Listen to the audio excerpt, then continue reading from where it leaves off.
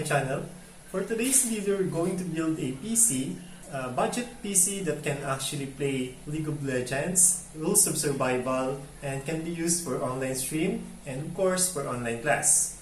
In this build, I will explain to you the components that I use to build my system unit and of course the monitor, including all the peripherals except webcam and ring light. And without further ado, gawin natin to. Tara! For this build, I choose Neutron Fit FE4BL mid-tower PC case with 750 watts PSU na kasama, and of course with power cable and all the connectors sa front panel natin. Bakit ko pinili ito? Practicality, mura lang siya, amounting 950 pesos only with PSU na. Motherboard A6 8HMK, FM2 socket with dual memory slot, and of course for graphics, supported niya yung integrated AMD A-series APU R7, and meron siyang 4 na port for SATA for your storage devices. Expansion slot, of course, meron siyang 1 PCIe 3.0 slot. Then LAN, we have Realtek Gigabit LAN controller, and USB port, meron tayong 2 and 4 sa likod. 2 sa back panel 3.0, 2 sa front panel 2.0, at 2 pa sa back panel 2.0. Meron silang tinatawag na 5 times protection.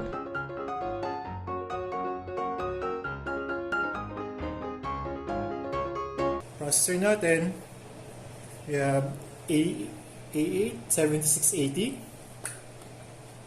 So specs naman niya, yung specs ito. So meron siyang 3.8 GHz na speed, frequency 3.5 GHz, base clock 100 MHz, and number of cores 4, number of threads 4. Integrated graphics niya, meron siyang Radeon R7, then cache L1 128 per core, and cache L2 1 MB per core. So yan yung full specification ng ating processor, and it can handle League of Legends and rules of survival in a minimum setting. So ang ganda na ng ating processor. Bundle yan with motherboard amounting 5,150 lang. Ang ganda niyan.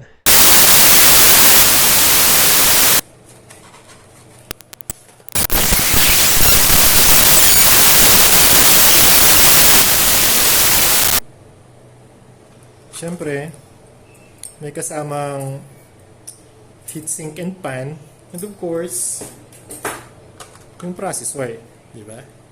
And may kasama rin yung sticker.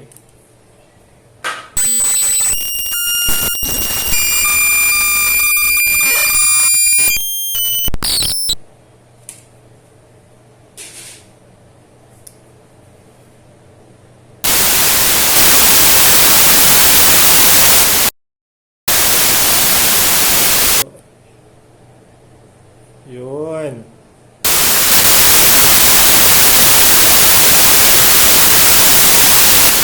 This is APU, Accelerated Processing Unit. Meron siyang integrated graphics which is R7 compared dun sa normal na CPU. Yung iba naman, meron naman pero hindi siya ganun kataas.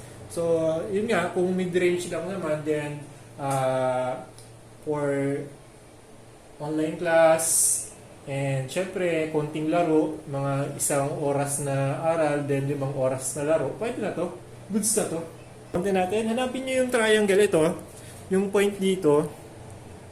Yan. Nakikita ba?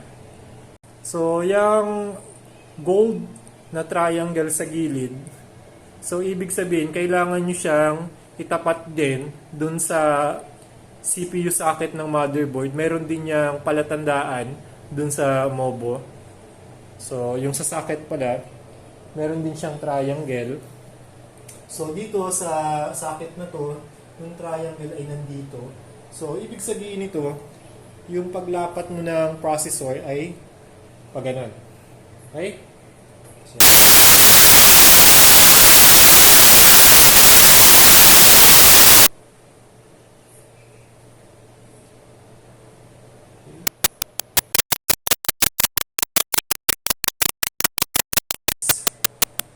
yan. Though meron ng thermal paste yung, syempre, bago siya, meron siyang kasamang thermal paste.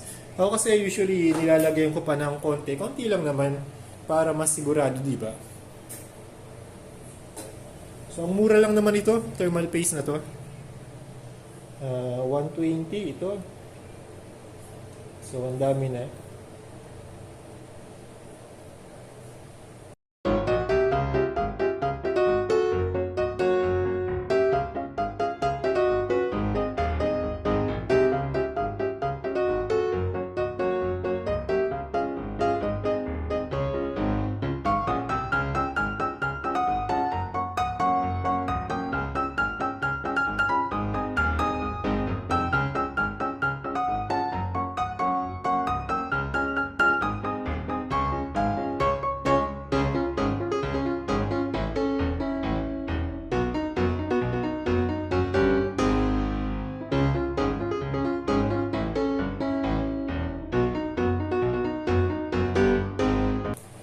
Then, syempre, yung sa audio natin, para sa front panel, then, of course, USB slot ng front panel, kailangan natin i-connect sa MOBO.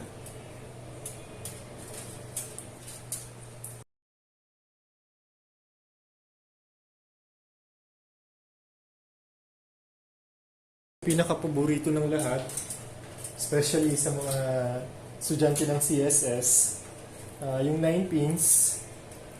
So, minsan, dito nakasalalay kung mapapagana mo yung PC o hindi eh.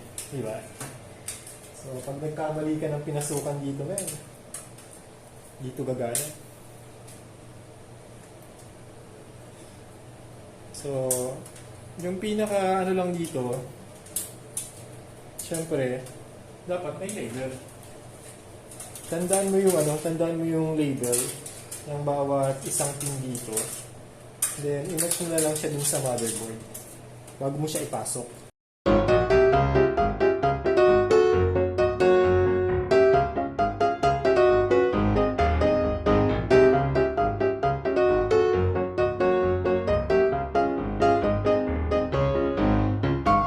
And of course, monitor AOC E970SWN. Refresh rate, standard 60 Hz. Goods na rin para sa price niyang 4,499.